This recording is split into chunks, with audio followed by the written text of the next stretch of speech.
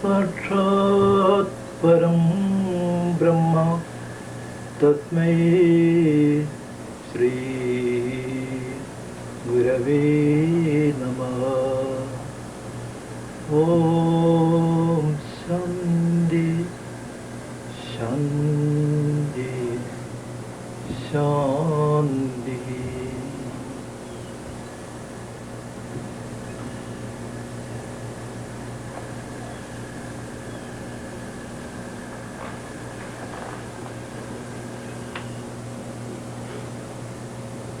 The Gita begins with the mention of Dhritarashtra. The first verse is given as spoken by Dhritarashtra. Dharmakshetre Kurukshetre Samaveda Mamakaha Pandava Chaiva Kimakuru Vada Sanjaya.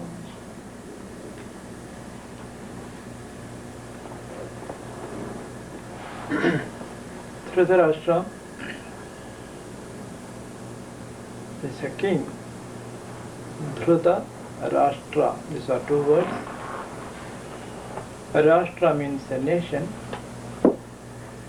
Dhrita means holding, supporting.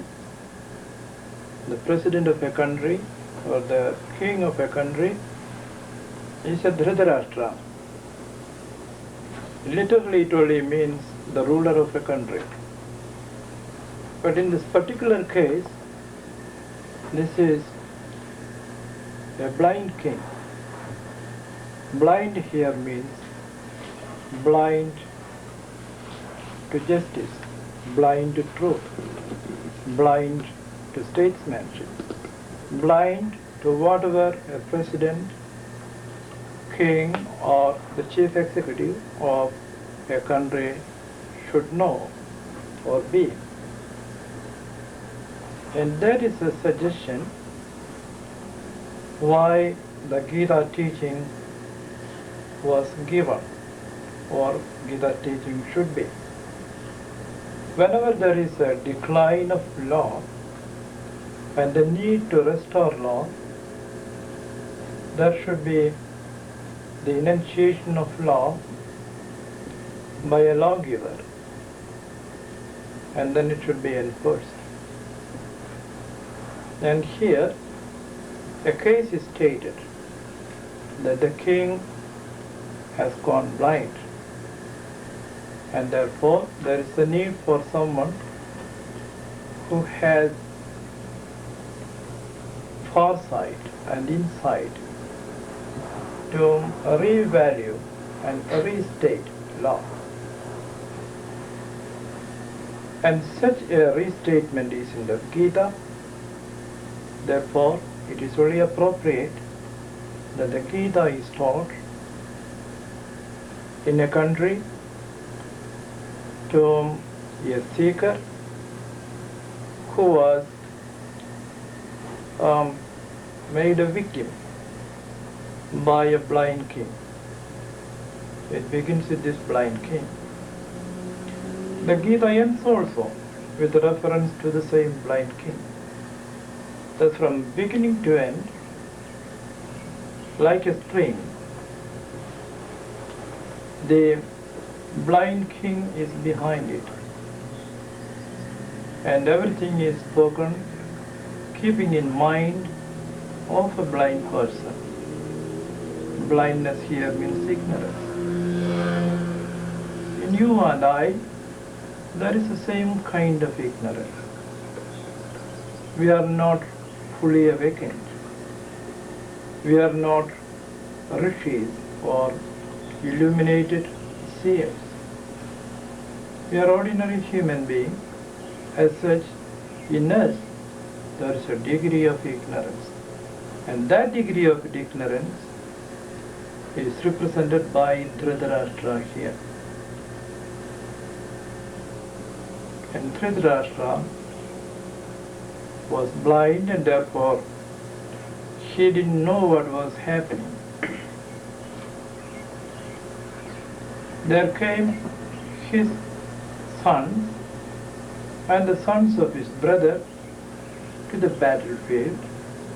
His sons have usurped the land of his brother's children, and they came to reclaim that, and so there was to be this war. Lord Krishna was a peacemaker. He tried to mediate between these two groups, but his peace offer didn't work. So they decided to wage war. They came to the battlefield. But the blind king couldn't see, and therefore Lord Krishna made a favor to him. The favor was giving him an aid, a person who had a transparency of vision and thus could see and report. In these days, where we have the use of television, a thing which is happening in a far-off land, you can watch the television and see. In ancient days, there was this spiritual device by which Sanjaya could see. He could see through time and space and then report to the blind king.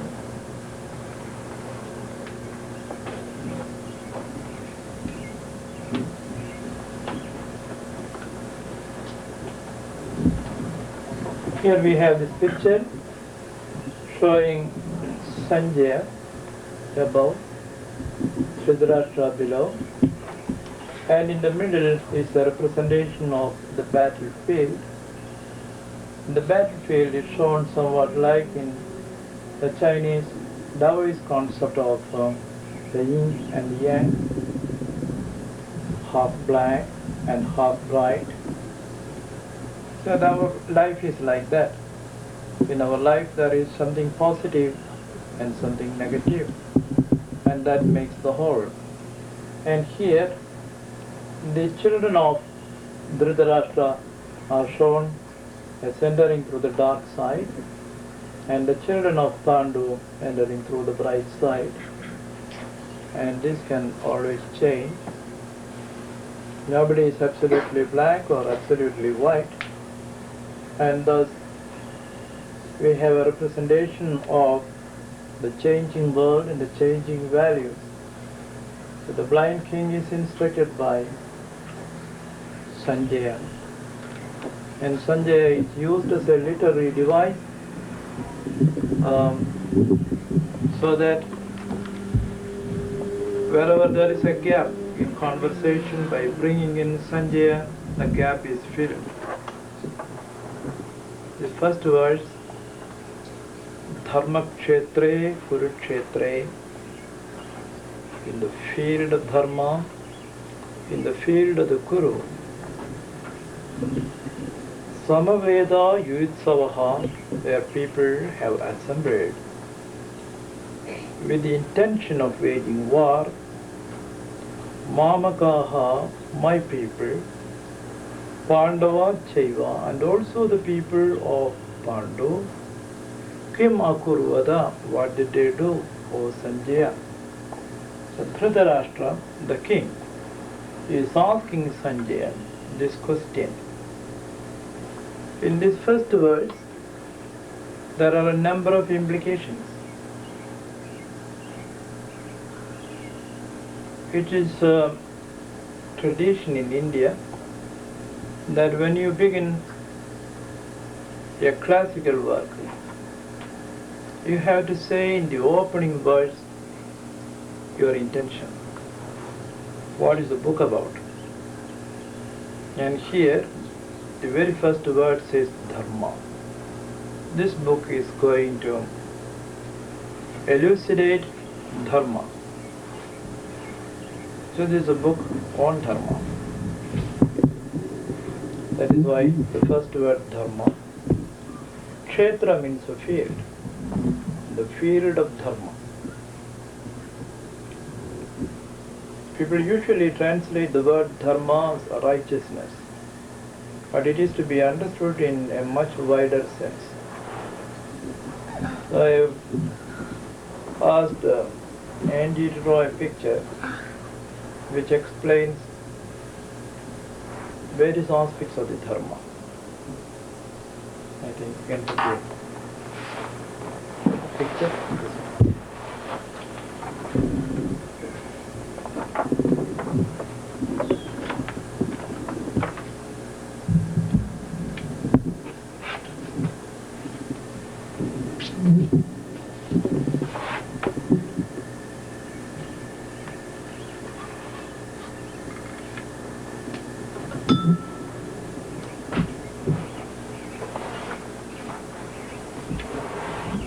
That is a symbolic presentation of the 5 elements here. What is shown here in this brown color, that is earth. Earth is called dhara. Dhara means that which supports, that which holds. Big trees, big buildings, they are all supported by the earth, so they don't fall through. That is the dharma of earth. Dharma means that intrinsic quality by which a thing is what it is. So if earth cannot support, then it is not earth. So where there is a dharma, it functions. For something to function, there has to be a very special kind of structure for it. So my hand has a structure, and because of that structure, I can close my hand, I can open my hand. So it is a structure which is enabling the function. The structure and function always go together. And if the structure is defective, it cannot function. Even when the structure is there, if there is a dysfunction, then the structure becomes useless. The entire world is a world of structure, intended for some function, one function or another. Here are a number of machines connected, each with the other. Our hope is that they are all functioning. And if they do not function, then the dharma is not performed. So wherever there is dharma, there is a performance, and that performance is an action. So we have seen that this earth is performing its function by having a close cohesion of all the particles, all the atoms, all the molecules, and thus it is keeping itself firm, solid enough for a tree to stand. And then there is the water, it flows. Even when there is an obstruction there, the water circumvents it, then it flows. That is the function of water, which is different from the function of earth. So each one has a different dharma, that means a different intrinsic quality. There is an intrinsic quality of water, there is an intrinsic quality of earth, one is different from the other, and that distinguishes a thing from the other. So it is a dharma which distinguishes a thing from another. We have here fire burning. That is another element which has that function, that dharma.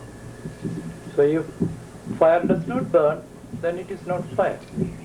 If water doesn't flow, then it is not water of that state. It can be ice, or it can be vapor. Then it changes. It assumes a new dharma. So a thing may have more than one dharma, such as water which becomes solid, water which becomes vaporous, and water which flows. And then the cloud The cloud is raining. That is the dharma of the cloud. And the wind blows. Thus in the elements, we see all these dharmas, all these qualities. We are also made of the same elements, plus something else. And thus we also have to perform. Our performance decides what kind of dharma we have. Say here Dr. Poiti is a doctor, he is a therapist. He attends patients and he should know how to diagnose, how to prescribe medicine, and how to do a surgery if that is required. That is his dharma, but it's not mine. I am a teacher. I cannot distinguish between one disease and another disease if it is a physical disease. But if it is something on the mind, I may. And I teach. It's my dharma. And his dharma is to draw. He's an artist. To bring an idea visually, he knows how to do that. Thus, every person stationed in the life has his or her particular dharma to perform. And this is a book. Gita is a book which is dealing with that vast world of dharma in which we all cooperate. We, in this corporate life of ours, we supplement the dharma of each other so that we can make our life on earth beautiful. And if one among us is not functioning well, it is like the nut or bolt of an aeroplane which is loose, and that can be disastrous. So when there is more and more dysfunction or malfunction, the world loses its harmony, peace, goodness. Like engineers who are attending on a plane to see that it is airworthy, we have to say that all the dharmas are properly performed so that the world can continue to be beautiful. Unfortunately, it is not so. Every now and then something is failing. So there is this great need for continuous vigilance, continuous correction, continuous repair, so that we will keep the world going. Dharma Kshetra, immediately after saying Dharma Kshetra, the word Kurukshetra was mentioned. In the Mahabharata context, the family involved in this particular battle was of the Kuru family. Therefore you may say that field where the war was going on was Kurukshetra. But in a philosophical sense, the word Kuru is also derived from the root Krit, which means action, the word of action. I already said that where there is dharma, there is also karma. Karma means action. So dharma means something is potentially there. And what is potential? When it is released, actualized, then it becomes a karma. So dharma and karma go hand in hand. If dharma is not there, there cannot be karma. And there can also be, like dharma, adharma. That means a wrong function. The possibility for a freak function. And where there is a freak potential, there comes a wrong action. And thus, the potentials for the freak are to be corrected before that becomes actualized. In us, because of our previous conditioning, there are various such freak possibilities. We ourselves do not know until they come out. And a good doctor, a good physician can see a disease at this very early stage and can prevent it. That prevention helps people not to get into later catastrophes. Similarly, a good teacher can see what would become of a student, and those conditionings, those colorations in his life, which are likely to be disasters, is corrected by the teacher, and that is how adharma is corrected and made to dharma. And thus, this book is dealing with the two main aspects of our life. The first is the potentials of the man. Second, the actualization of the potential. And we have taken here a typical case. It has the case of an individual who is placed within the society. So there comes the social behavior on one side and the individual participation in the social behavior. Yesterday I explained of the three principles which are assembled here: the world, the individual, and God or the Absolute. God is controlling or ruling over the world and also the person, the individual. The individual has a direct relationship with the world and also a relationship with the supreme law that is governing everything. And we call that supreme law God.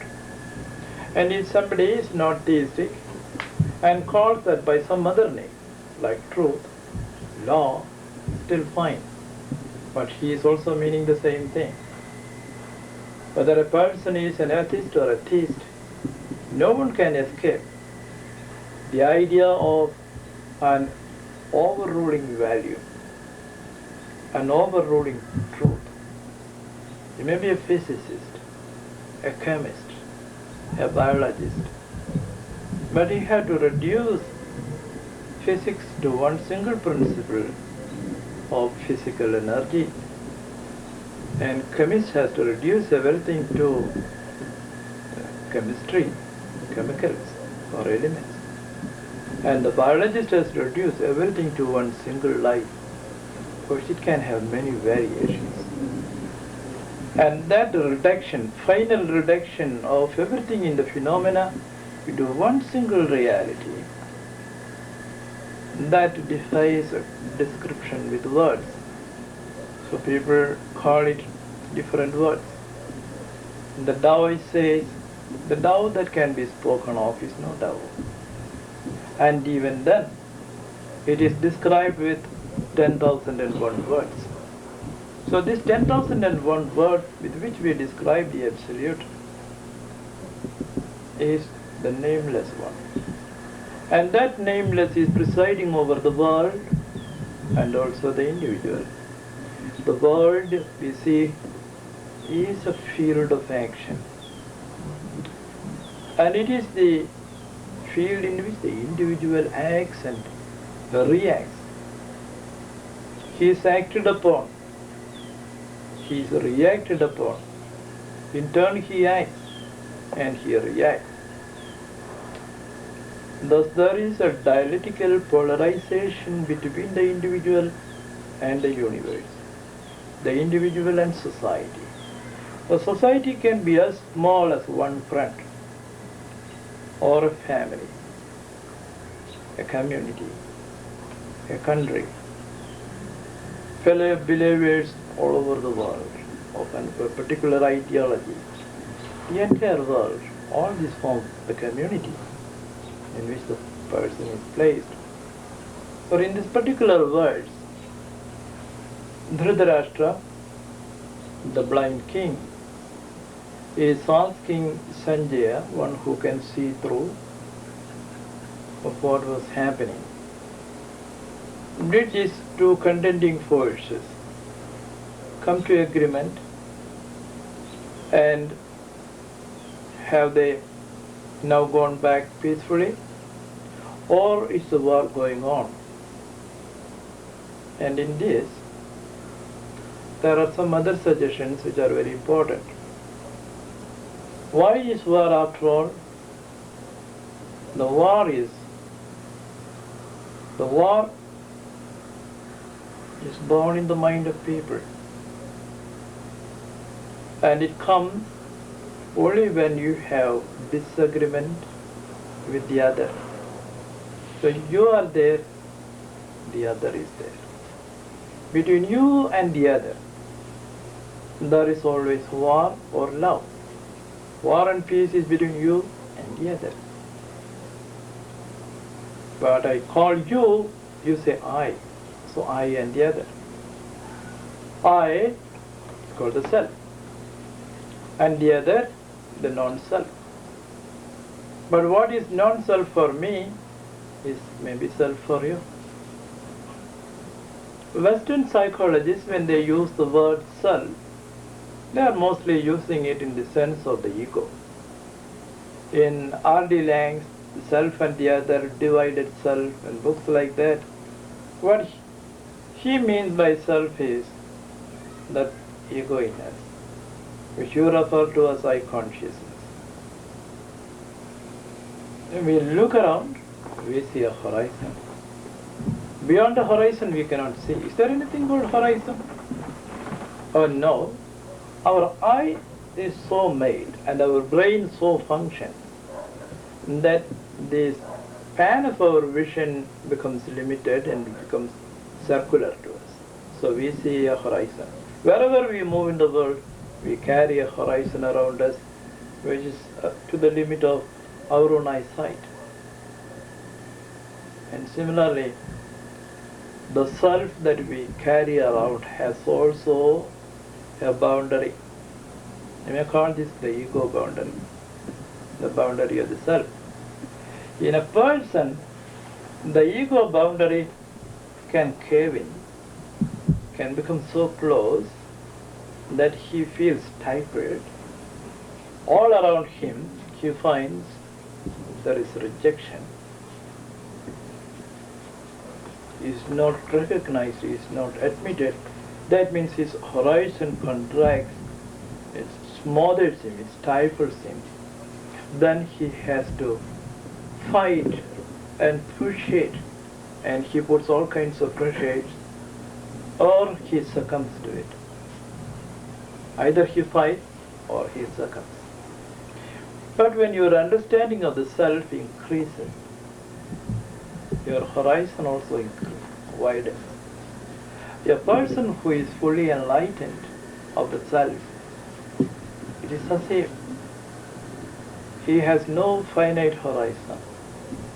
Wherever he looks, he sees a continuation of his own self, and thus he has no other there to fight.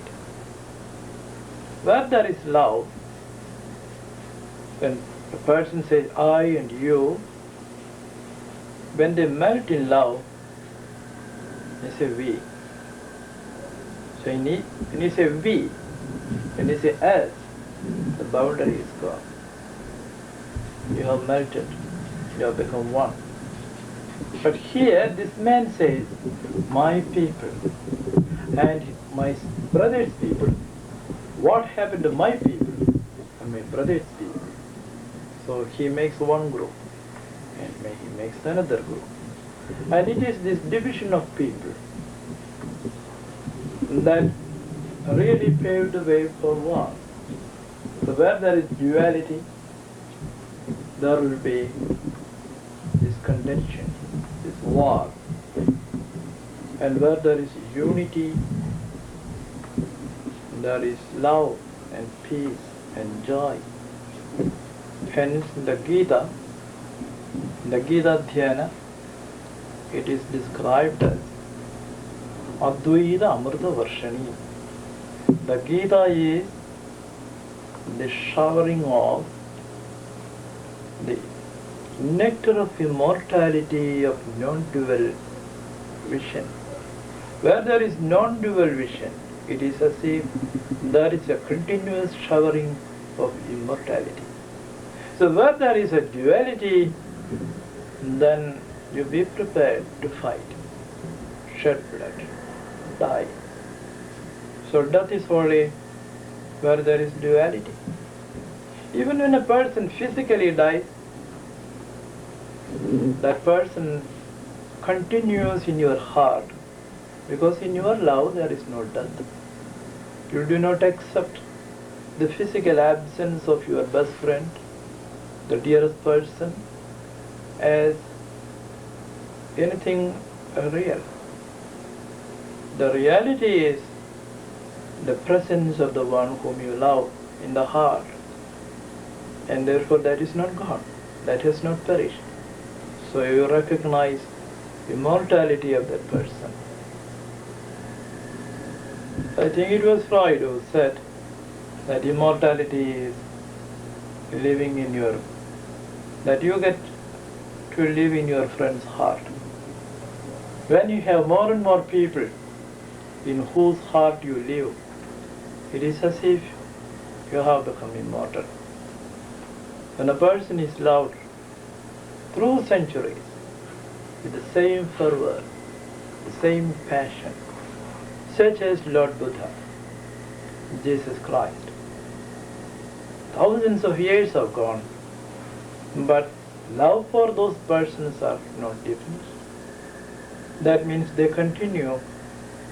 The physical death they had, it is as if that didn't occur. And thus, when this person, the king says, my people and your people, something wrong has come. That shows his blindness, his spiritual blindness. When his brother Pandu was about to die, Pandu entrusted the custody of his sons to his brother Dhritarashtra. And then Dhritarashtra assured Pandu that he would look after these 5 children as his own children. He said, until now I had 100 children, but hereafter I will have 105 sons. But he turned away from that promise by thinking of his people and the people of Pandu. Now what is the relevancy of this for us? Are we trying to study here a historical fact which happened 2000 or 3000 or 4000 years ago? Or are we considering our own personal case? We are considering here our own case. We are thinking here of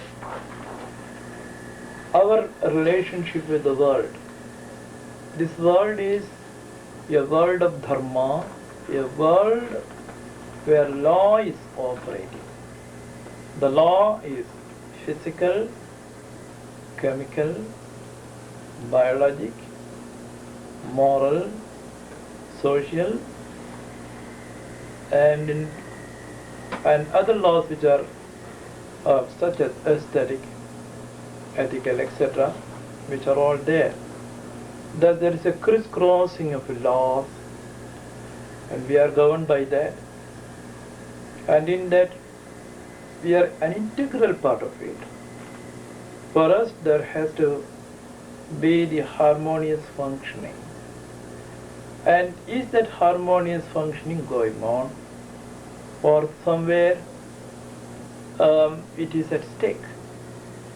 So if you experience that someone you have to fight, someone you are afraid of, someone to whom you are indifferent, and someone whom you do not recognize, that means your dharma is not fully operating. You do not know your dharma, what your dharma is. And that is the problem presented here through these first words.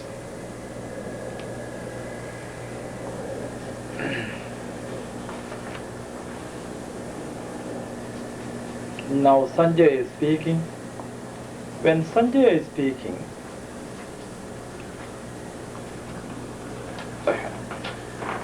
another person is presented. Other than Dhritarashtra and Sanjaya, now we have a third person. He is Duryodhana. And Duryodhana is turning to his teacher, Drona. And he is calling attention to the war situation. Put the other picture.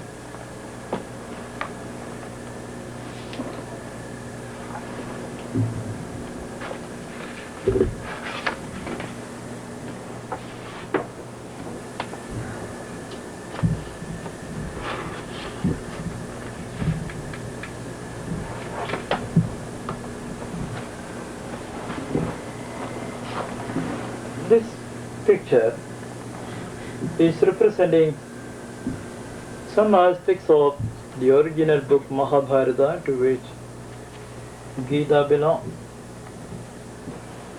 In the Gita Dhyana there is a verse, Bhishma Drona Tada Jayadratha Jala Gandhara Nilo Bala Shalyagrahavadi Krubanavahani Karnena Velagula Ashwadhama Vikarna Khora Magara Duryodhana Vartini Sotirna Khalu Pandavai Ranamadi Kaivartaga Keshavaha. Many names are mentioned here, and a situation is given here. The situation is of a river in which some people are crossing the river. What kind of a river is this? This is called a river of battle, a river of contention, a river of fight. And there are some passengers and a boatman, a ferryman. The ferryman is taking them across. But this is not an ordinary river or even an ordinary river, war river, just two banks. And those two banks are showing two people. They are called Bhishma Drona Gada. Which one is Bhishma and the above? This is Bhishma. He is the patriarch of the family. And all the people involved in this are his children and grandchildren. Actually, not direct grandchildren, but indirectly his grandchildren. Drona is a teacher who came into the family. In all the war that is going on within us also, there are these two sides. One is your own hereditary background. Something in you is hereditary, and something else you have acquired through your learning from the teacher. The whole world is teaching you. The source of all teaching in India is called the Vedas.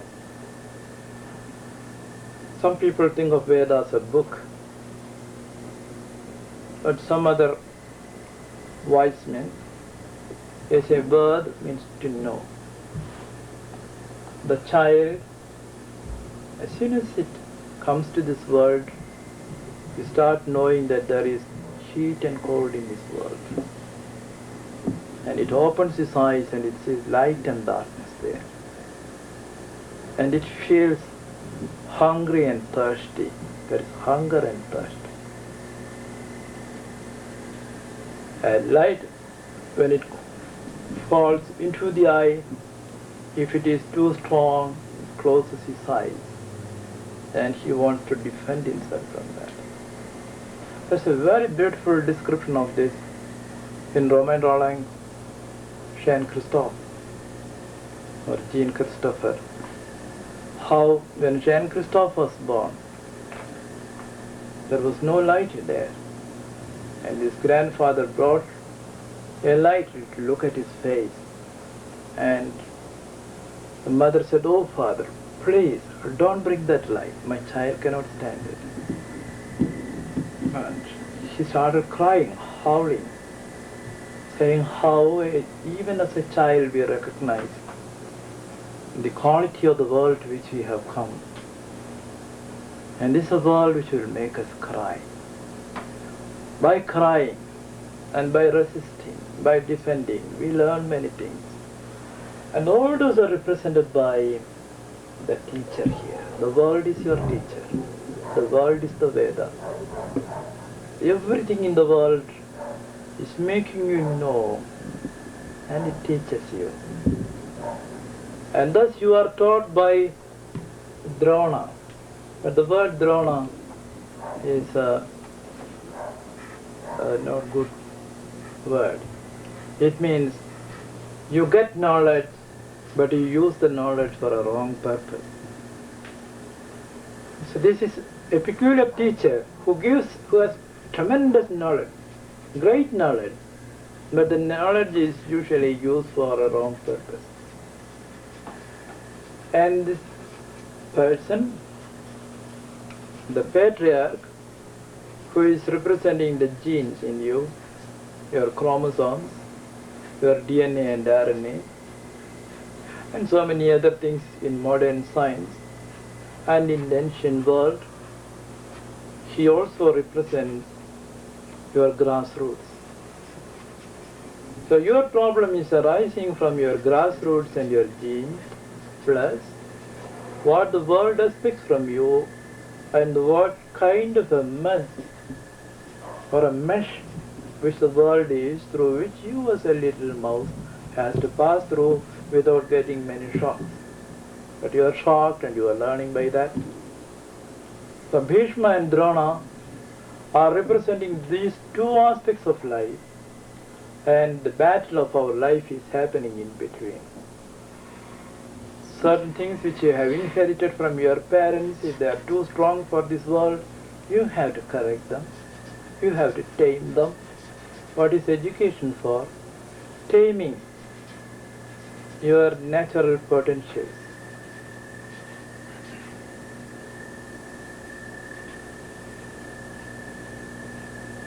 And in that war river, more descriptions are given. Bhishma Drona Dada Jayadratha Jala. Jala means water. Jayadratha is the Jala of this river. Who's Jayadratha? See, the ancient Greeks, they spoke of earth, eros, and chaos. Three principles. On one side is chaos, and on the other side is eros. And eros is trying to make chaos more and more lovable by giving order to it, making it cosmos. So the earth, when it is fully ordered, it becomes part of the cosmos. When it is disordered, it is the chaos. Like the principles of entropy and negentropy, if entropy is allowed to have its ways, it puts everything out of gear. But negentropy is conceived as a principle which is cooling everything that is tending to become zero. So the principle of thermodynamics. And thus, between these two things, there is a homeostasis. And our life is thus what it is because of these two opposite principles. And Jayadratha, he is a person who is erotic and who is chaotic. On one aspect of him is that he is erotic. He looks for something pleasurable, something to enjoy, but he has no sense of proportion. So a man who is raping, who wants to rape, is also having a temporary love for an object of pleasure, but he does not know how he is cutting across many laws, many conventions to do that. So that he becomes chaotic. He is erotic and he is chaotic. And Jayadratha is such a person. So this battle river of ours is both erotic and chaotic. According to Freud, the most basic principle in us is the libidinal principle, the libido. In Oriental philosophy, they have another word for it. They don't call it libido. They call it rati, rasa. Ras means to taste, to enjoy. The entire world is for us to enjoy. We enjoy through our eyes, through our nose, through our touch, through our mind, through our imagination. Thus the world is described as a chariot. A chariot of desire. A chariot of desire to enjoy. And that chariot is drawn by the horses of your senses. And the person who is in the chariot is your eye consciousness. You are always desirous of enjoying an object of pleasure, and you are moving towards that by turning your chariot to run after it, chase after it. And that love to enjoy, that thirst for pleasure is life. But that makes you also lose your sense of value sometimes. So you have to think of such kind of a river in which you are caught. Jedratha jala gandhara nilopala. In some texts you may read nilolpala. Nilolpala means blue lilies. But actually it should be nilopala. Nilopala means black rocks. In the river of life, which is both erotic and chaotic, there can be big black rocks obstructing your path. The 100 children of Gandhari are described here as forces of obstruction, and therefore they are called Nilopala. Gandhar Nilopala.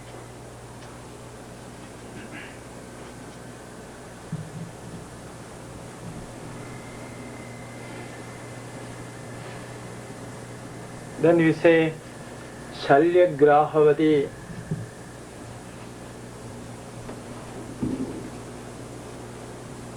You can see there a crocodile shown in that river.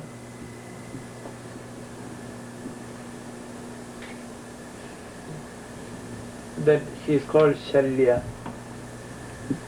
Literally, Shalya means when you have a boil or something like that on your body, a tumor, and if a thorn is thrust into it, how painful it is. That is called Shalya. Some people, they are against you, but you don't care. They are the mere against you. But a person whom you loved and trusted, when that person turns against you, you cannot excuse that.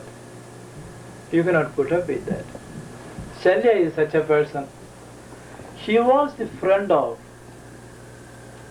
the Pandavas almost to the very night before the war was going to be. And then on that night, he defected to the opposite side. This can happen to us also. A person whom we trust, a person from whom we take our counseling, on whom you count so much, when he defects, he deceives, and he breaks the trust, that becomes the most painful thing in life. So we have seen the obstructions that can come in the path, and now this great breach of trust that can come. Then you are also shown here Kripa Navahani, even then it has a flow. That flow is given as Kripa. Kripa was a character of the Mahabharata well known for his love, his beautiful behavior, his great sense of ethics. So in spite of all these obstructions, life still continues to flow because there are some kindly people. Here and there you may come across a person who is kind, who is compassionate. Even though they are only few, with those few people, this world is going on. So that is called Kripana Mahani. Karnina Velagula. You find a lot of waves here. There was one person in the situation called Karna. Actually, he was the elder brother of the Pandavas, and he did not know until the war. But he was on the opposite side. So you are drawn between two opposite loyalties. A person, he knows that one thing is right, but he has committed himself to another thing. There is a great book called The Great Headmaster, Sanderson, of an English school. He was teaching his children the high ideals of loving your neighbor as your own self. But after the class, there was the national anthem, Britannia rolling the waves,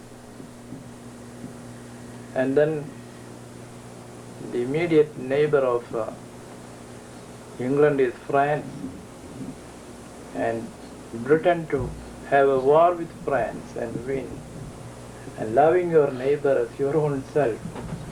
These are two opposite ideals, and this headmaster has to teach both. As an Englishman, he had to keep with the British anthem. As a headmaster, he had to teach to love your neighbor as your own self. And the conflict was so much that he fell down dead. So this can happen to us. Our mind becomes so wavering. What should we stand for in life? The higher ideal as a man, or the ideals of a citizen? When two people face each other in the United Nations Forum, they cannot see each other as human beings.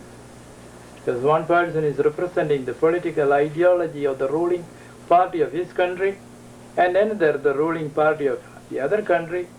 And if they are at loggerheads, these people, they have to suppress their human voice and speak only in partisan spirit. And it is at that time the humanity in them will waver. And thus Karna is presented here. If you read Mahabharata, and whenever you come to a description of the life of Karna, you cannot restrain your tears. Tears will flow down your cheeks to see the great conflict of this man who was a whole person. But He was not allowed to live as a whole person. And therefore we see this wavering. Karnena Verakula, Ashwadhama Vikarna Khora Makara. Then we are given the names of two other people. Ashwadhama was an immortal, like a god. And he had great penance to his credit. And on his head was what we call the Chudamani, the crest jewel of all values. And that person was here siding the wrong thing. We can always see in politics also. One government is aiding another government when that government itself is on the wrong side. But otherwise, that the ideology of the government is something great and beautiful. And you do not expect them to do this, but they do it. And then say, you are like a shark. And Vikarna, who was a brother of Duryodhana, when Draupadi, the wife of the Pandavas, were brought to this assembly hall, and they